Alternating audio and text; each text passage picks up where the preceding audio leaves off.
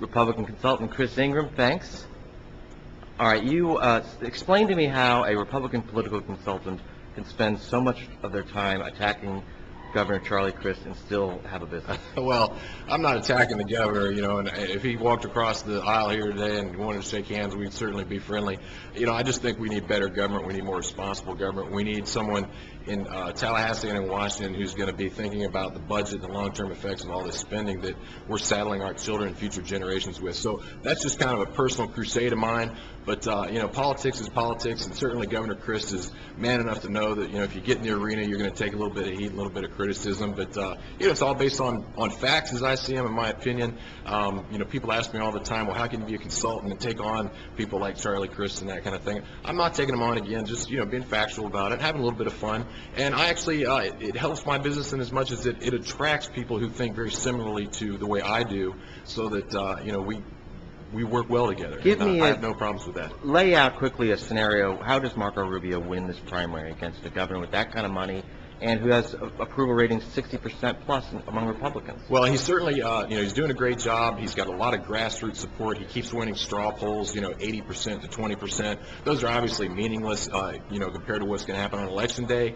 That's the only poll that matters. But, it's a good, encouraging sign for Rubio, but he's got to turn that into, long-term support. He's got to turn it into better fundraising than what he's done so far. I think that's going to change for him after the session's over and Charlie Crist is a lame duck governor. I think a lot of people will start opening their pocketbooks. And, if I were to speculate on what people who support Charlie really feel about Charlie, I would say this, his support is a mile wide and an inch deep at this point. There are a lot of people that are supporting him just because he is the governor. They have business before the state, or they need an appointment, or what have you.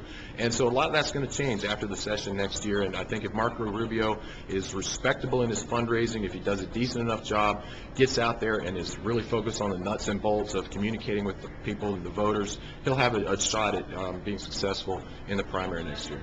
And what about the thought of being a loyal Republican? This is a tough climate for Republicans, maybe getting a little bit better.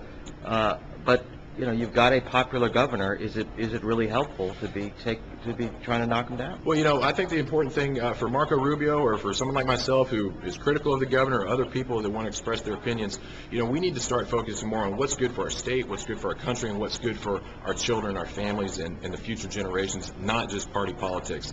And I picked that up from a lot of people, not necessarily here at this RPOF quarterly meeting where you have the really hardcore conservative, Republican, activist voters, but across the state, across the communities that I visit on occasion, I just keep hearing people say we want good government and responsible government that listens to us and has a long-term planning approach to the future generation and how we're going to address all the problems facing our state and our country. And give me a sense of what you're seeing at this RPF quarterly meeting. I sort of get a lot of underlying tension among the activists. Well, there is some tension. I think we've seen some strong-arm tactics from the Republican Party leadership, if you will, and I think that people have rejected that. We had the whole Rule 11 issue several months ago. There have been bad reports coming out of how the RPOF is spending a lot of money on credit cards and it's unaccounted for, and people are just sick and tired of it. They're saying, I've been sending you $10 a month for the last 5 years, and now I find out that Ray Sampson has had a $170,000 credit card expense report. Those are the kinds of things that just turn people off from politics and make them want to say,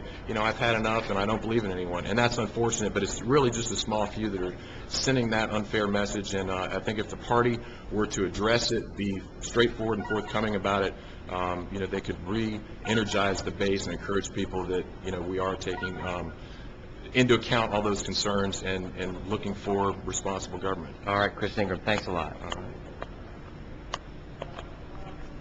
It's amazing to do that on the time you think.